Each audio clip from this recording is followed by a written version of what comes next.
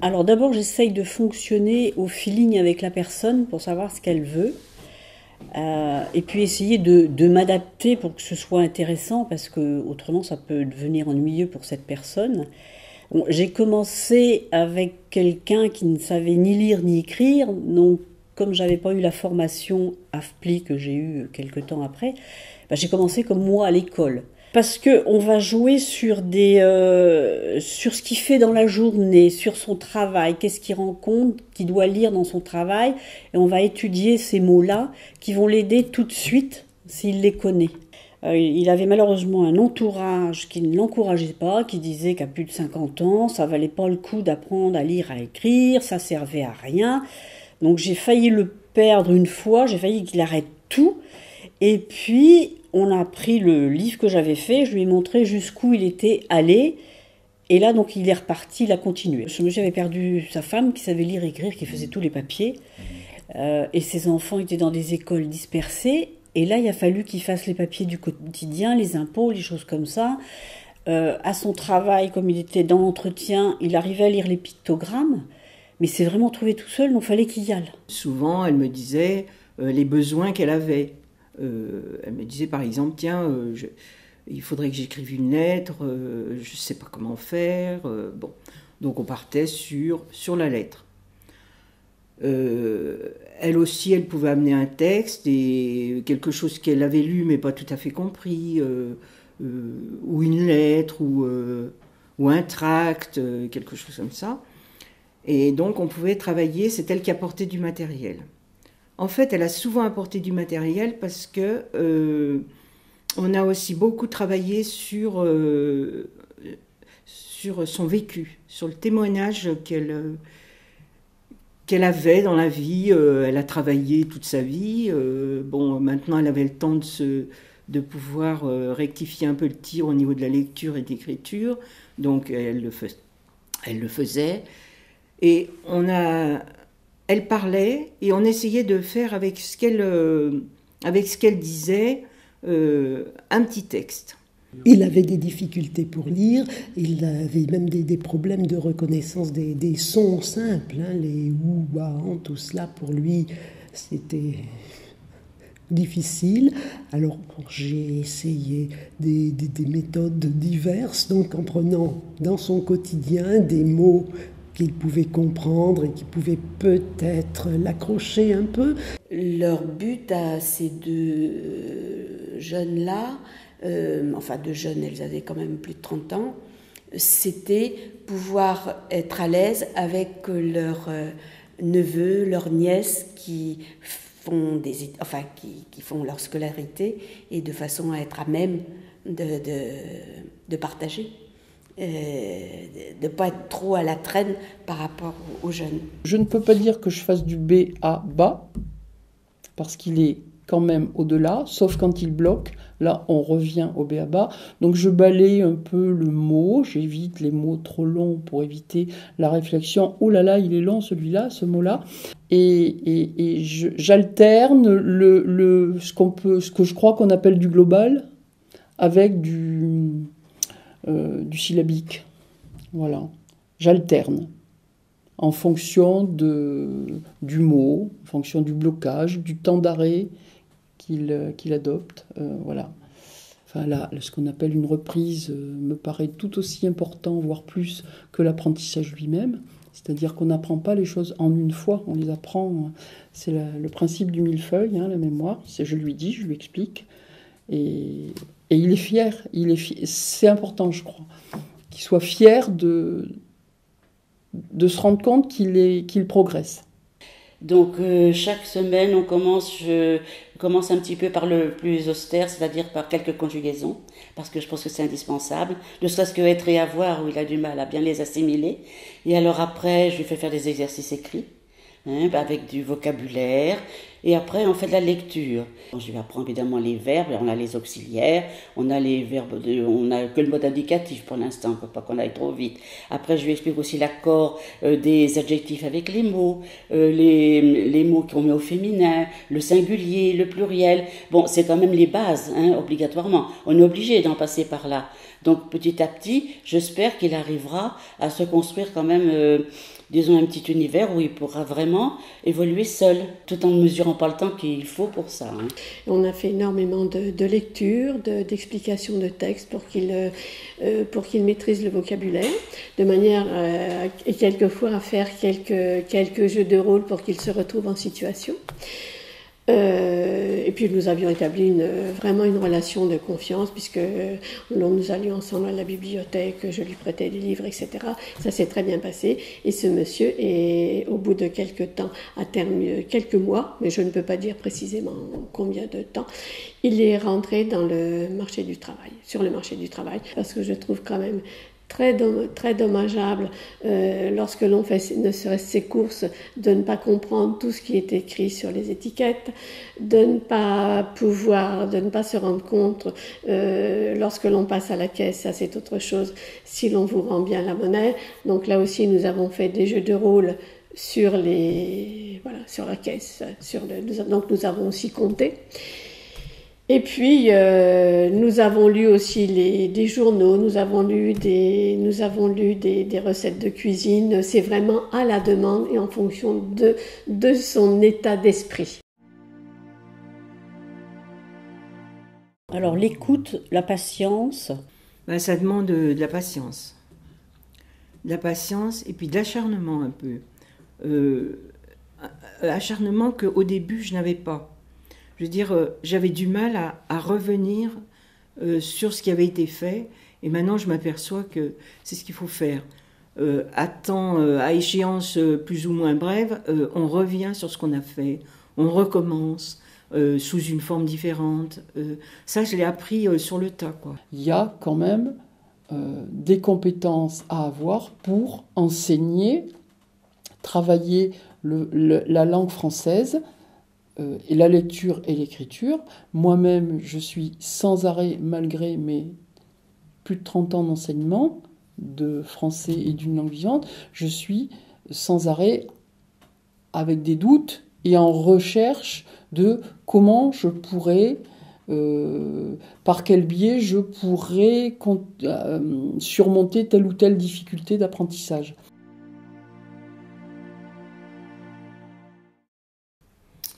Ben, je me suis engagée dans le bénévolat parce que j'avais envie de faire des choses avec des gens et pas seulement les rencontrer pour discuter et tout ça. Parce que je pense que agir ensemble, faire quelque chose ensemble, eh ben c'est positif, quoi. C'est plus positif. C'est sans doute lié au fait que j'étais institutrice et j'aimais beaucoup la classe de CP où l'on apprend à lire. Et ma foi, après 2 ans de retraite sans activité, j'ai repris.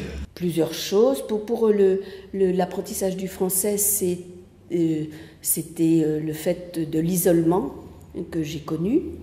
À la retraite, j'ai dit, bon, voilà, je peux, parce que les 2 choses que j'ai faites n'étaient pas vraiment un choix. En plus. Donc à la retraite, c'est un choix vraiment.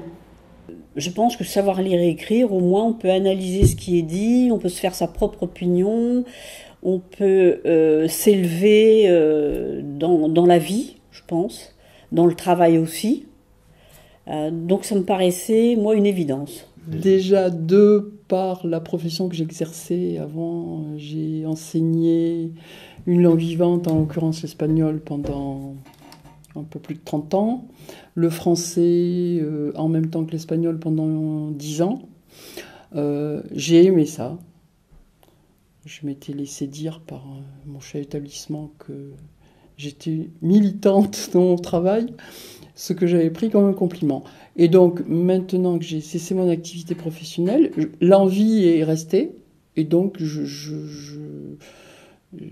j'ai tout simplement envie de mettre les quelques compétences que j'ai pu acquérir, l'expérience, on va dire, au moins, au service de personnes qui ont eu moins de chance et qui ont envie d'avancer. Voilà. Ils ont beau me dire, ces apprenants, qu'ils peuvent se débrouiller sans, bien sûr, mais je pense qu'il y a un sentiment de dignité qu'ils auront au bout et qu'ils n'ont pas là. C'est bien, ça n'est pas dit, mais on sent quand même quelque chose qui ressemble à ça. Et donc, je trouve que tout le monde a droit à cette dignité, vis-à-vis de soi-même et vis-à-vis d'autrui. Et si je peux servir un petit peu à les faire avancer sur ce chemin, voilà. Je faisais partie d'un club service où le thème de l'année était la lutte contre l'illettrisme. J'ai su que Marie-Thérèse Larocque animait l'AFPLI, donc je l'ai contactée. Je suis allée la voir et puis elle m'a expliqué il aurait fallu créer une antenne dans différentes villes autour de Nevers, que ça ne se limite pas à Nevers, faire un maillage tout autour.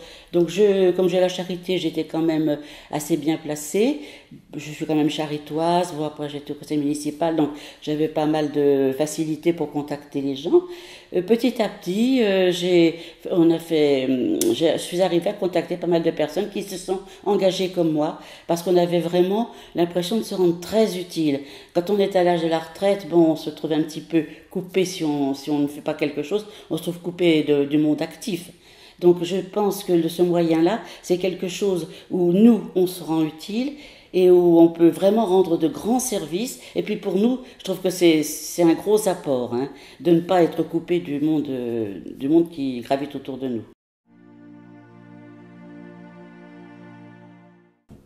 C'est un enrichissement personnel, c'est de se savoir utile aux autres, parce que même au travers des formations, on apprend encore plein de choses. Et côtoyer des gens différents, on apprend aussi plein de choses, quoi. Ça m'apporte d'abord une connaissance des gens un peu vraie, quoi. En même temps, ça m'ouvre l'esprit parce que je vois des gens que j'aurais jamais côtoyés dans ces circonstances-là. Ça m'a ouvert des portes, voilà. Un peu comme aux apprenants, à qui on cherche à faire découvrir des choses qu'ils ne connaissent pas, mais en douceur, quoi. Et c'est ce qui m'intéresse, moi, c'est la réciprocité. C'est très gratifiant, finalement, de prendre quelqu'un qui a très peu de connaissances et qui, au bout du compte, a appris à lire, peut s'exprimer de façon correcte. Je me suis découverte moi-même à 60 ans, quoi. Pour moi, la vieillesse, c'est une belle jeunesse. Et j'y trouve vraiment mon équilibre. Enfin, mon équilibre, j'étais pas déséquilibrée, mais bon. Un bénévole se paye toujours. C'est-à-dire que la satisfaction, on l'a. Quand ça se passe bien, on l'a. Et c'est notre salaire. Quand je constate que les personnes qui viennent ont du plaisir, tout simplement. Ça se voit dans les yeux, ça se voit par un petit sourire, un petit sentiment de fierté. Voilà, le tour est joué. Moi, je me dis, c'est bien, ça y est, on y est. Il a du plaisir à apprendre. Il sent qu'il progresse et je lui confirme, je le dis. Et ce qu'il n'ose pas dire, je lui dis, là, vous êtes en train de progresser. C'est bien, voilà. Donc, ce sont des bons moments, il y en a plus d'un. Voilà, ça arrive, ça arrive. Ça m'apporte le contact avec les gens, ça m'apporte de rester disons comme on dit maintenant, dans le coup, d'être de voir toujours, de savoir ce qui se passe, de suivre l'évolution des gens. Et puis c'est vraiment, je pense que c'est une façon vraiment d'aider les autres. Déjà, je sais que le temps que je passe avec ces personnes est apprécié par elle, est utile. Moi, ça m'enrichit parce que j'apporte et je donne quelque chose. Je leur permets d'avoir, d'une part, concernant ce monsieur, j'ai été une petite pierre pour lui pouvoir réintégrer le monde du travail. Et pour cette jeune personne, j'ai un peu contribué à son épanouissement. Donc oui, moi ça m'apporte, ça m'enrichit. De toute manière, le contact humain ne peut qu'enrichir. J'ai d'autres activités, il y en a peut-être certaines que je pourrais arrêter, même si j'y suis attachée, mais bon, me dire c'est un peu trop compliqué. Mais là non, celle-ci je la garderai.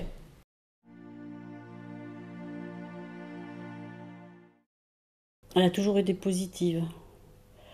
J'ai même eu quelqu'un qui s'était engagé, mais après avec des problèmes de travail et tout, elle n'a pas pu continuer, mais elle était venue elle aussi pendant 2-3 ans faire bénévole. Mais je n'ai que des réactions positives. Il pense que je fais quelque chose de difficile. Et puis c'est vrai de toute façon. Il trouve que j'en fais peut-être un peu trop, quoi. Mais je pense qu'ils ne doivent pas tellement voir en fait tout ce que ça demande, quoi, comme patience, comme la patience, et puis pas s'énerver, quoi. Enfin, la patience, je dirais, parce que ça dure le temps, ça peut durer très longtemps, hein. Ça peut durer un apprenant, il peut être là. Moi, j'ai des apprenants que je suis encore, alors que j'ai commencé avec elle. Mais on les voit vraiment évoluer, et puis c'est drôle, mais les enfants de ces personnes-là, ils sont contents qu'on s'occupe de leurs parents. Ils m'ont dit, sans vous, pas moi personnellement, sans la FPLI, ma mère, elle ne pourrait pas prendre l'avion toute seule. Elle ne pourrait pas aller prendre le train, avoir des rendez-vous dans un endroit alors qu'elle connaît personne. Je pense qu'il y a tout un apprentissage qu'on a fait pour qu'ils s'y retrouvent, quoi. Mais elles ont réalisé ce qu'elles voulaient réaliser. J'en ai qui voulaient être capables de lire un texte religieux, elles le sont. On est obligé de se fixer des buts pas trop lointains, parce qu'apprendre à lire et à écrire, c'est beaucoup trop loin. Donc on se fixe des buts un peu rapprochés, même s'ils sont très simples, mais au moins on est arrivé jusque-là.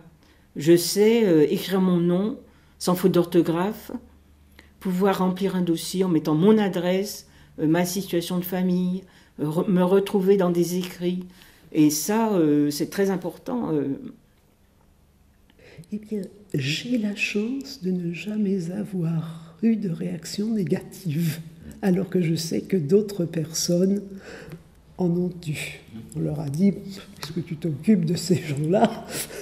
Alors que de mon côté, non.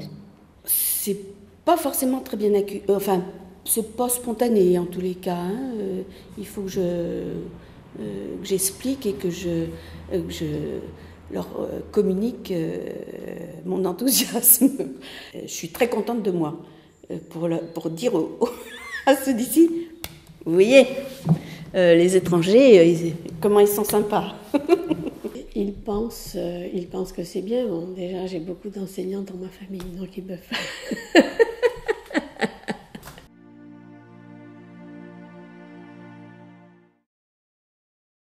Il faut continuer de soutenir l'AFPLI, et ceux qui veulent apprendre à lire et à écrire, il ne faut pas qu'ils hésitent, parce qu'ils auront à l'AFPLI toujours des bénévoles qui sont là pour les aider, eux, pour les faire progresser avant tout. Donc il faut qu'ils abandonnent cette honte de ne pas savoir lire et écrire, parce qu'il y a des organismes et des gens qui vont les aider à combattre à ce problème. Soyez à l'écoute des gens. Ne les regardez pas comme des personnes étrangères à vous. Elles sont toutes passionnantes. Merci à l'AFPLI, parce que sans vous, j'aurais pas connu autant de choses, quoi. J'ai côtoyé un certain nombre de gens, j'ai fait beaucoup de formations, j'ai rencontré des personnes fort intéressantes. Tous les apprenants sont intéressants. Même s'ils ne restent pas, même si ils choisissent une autre voie, c'est pas grave, ils vivent leur vie, ils sont maîtres de leur vie, et c'est ça le point important dans cette histoire-là. S'il s'agit de personnes qui ne sont pas encore engagées dans le bénévolat, je leur dirais allez-y, vous en tirerez énormément de satisfaction. Et s'ils sont des personnes qui le pratiquent déjà, continuez de tout votre cœur. Pour les futurs bénévoles, surtout que les gens les considèrent vraiment comme eux, quoi. C'est pas parce que tu sais pas lire ou écrire que t'es... voilà, je peux t'aider à ça, toi tu pourras peut-être m'aider un jour à autre chose.